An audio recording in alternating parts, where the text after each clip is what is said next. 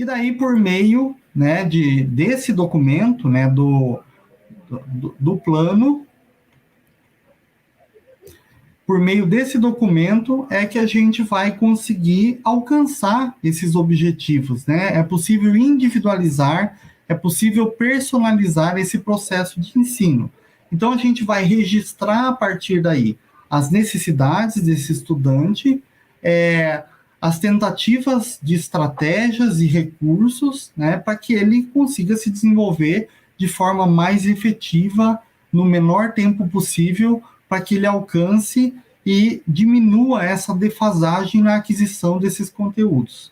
Por exemplo, na matemática, se a gente não adquire um conhecimento prévio, a gente não consegue alcançar. Como é que eu vou ensinar pareamento para um aluno que não aprendeu a contar? Como é que eu vou ensinar ele a somar ou a multiplicar se ele não aprendeu a contar? Então, muitas vezes eu preciso voltar nesses conteúdos prévios, né? E o plano faz uma leitura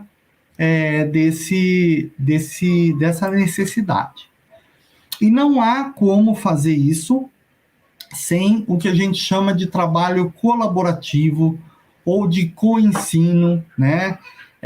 Então, é muito importante que esse professor especialista, que é o professor que se formou numa especialização, numa pós-graduação de educação especial inclusiva, que entende do critério diagnóstico, que entende dessas necessidades especializadas, que entende de AEE, trabalha em conjunto com esse professor da sala comum, com o professor docente, com o professor de matemática, com o professor dos componentes curriculares, seja lá nos anos iniciais, onde ele tem geralmente um professor ou poucos professores que trabalham os componentes, seja no Fundamental 2 ou no ensino médio, que temos praticamente um professor para cada componente. Então, ele tem lá mais necessidade, né, mais especificidade.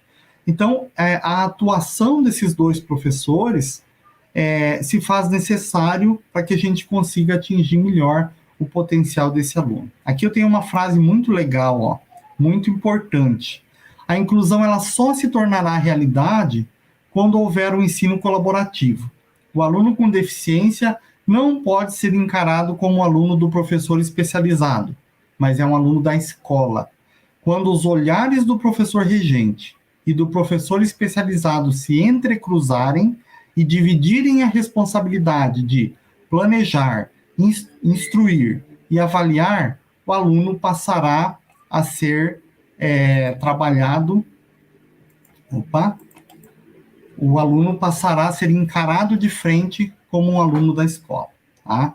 Então, veja que frase bonita, veja que forte, veja que importante que é o trabalho em conjunto. Né? Muitas vezes, quando o aluno tem um professor de apoio, muitas vezes, quando um aluno tem o professor da sala de recursos, né?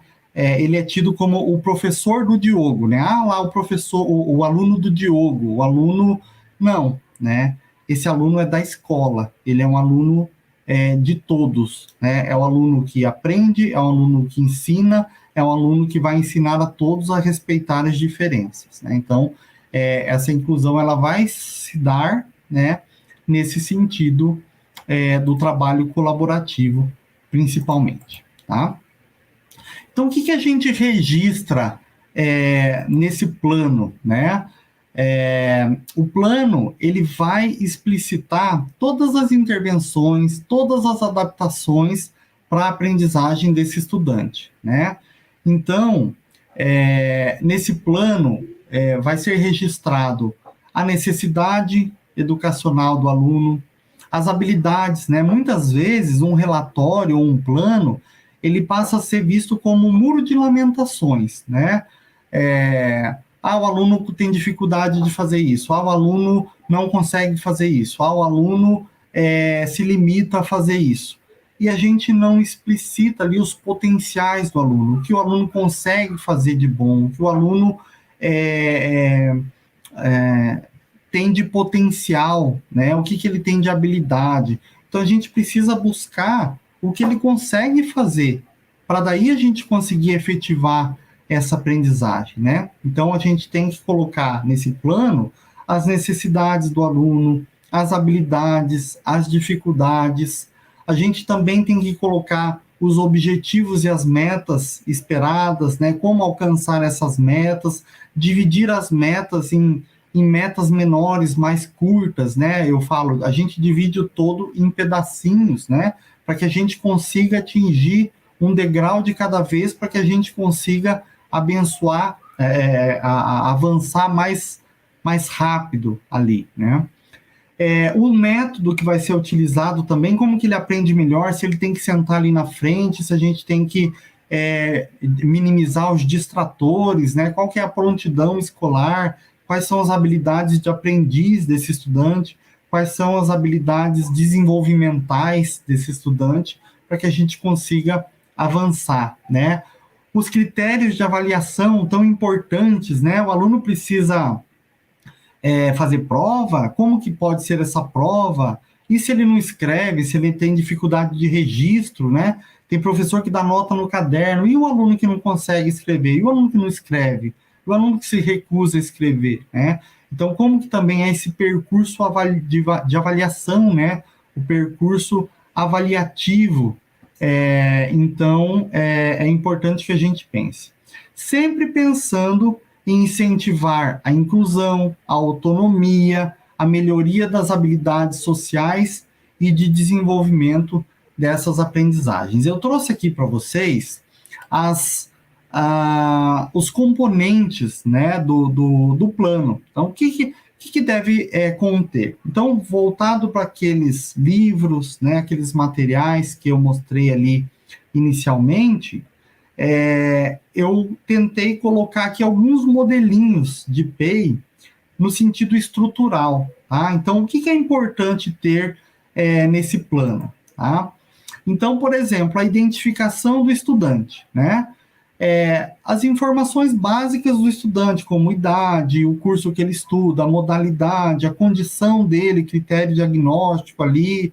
Então, tem que ter dados, né, que identificam o aluno, tem que ter nome, é importante ter a assinatura dos atores envolvidos, né, na elaboração dele, quem participou, né, o relato da família, que é muito importante também, o contexto atual dele, a data da elaboração do plano, o que ele consegue participar, né, de disciplinas. Então, essa parte inicial ali da identificação. Também o que a gente chama de relatório circunstanciado, né? Então, é a observação do professor, essa busca de informações que a família trouxe, deixou na escola, que está lá na pasta do aluno,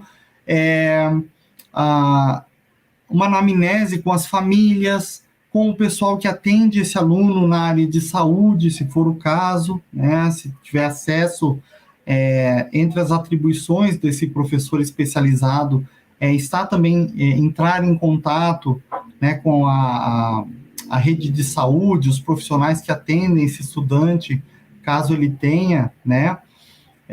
Ou seja, registrar as informações e retratar a vida e se esse percurso escolar está avançando, com qual velocidade, qual temporalidade, né? E o plano é muito importante isso, ele tem que ser realimentado. Eu falo que o plano ele tem que estar debaixo do braço, né? A gente precisa estar realimentando ele ali, porque o objetivo é que o plano se efetive, né? A gente não pode ter um olhar que o plano é só para cumprir, né, a legislação ou cumprir burocracia. Não. Esse plano ele tem que estar rabiscado, ele tem que estar ali realimentado, ele tem que estar sendo utilizado, né? E a cada período letivo, né? Ou seja, bimestre, trimestre, semestre, eu ter uma realimentação desse plano. Como fica fácil entender quando especialistas explicam o assunto para a gente, não é verdade? E olha que isso é apenas um trechinho da palestra. Para assistir ela completa, clique agora no link da tela ou na descrição do vídeo. E nós te esperamos lá.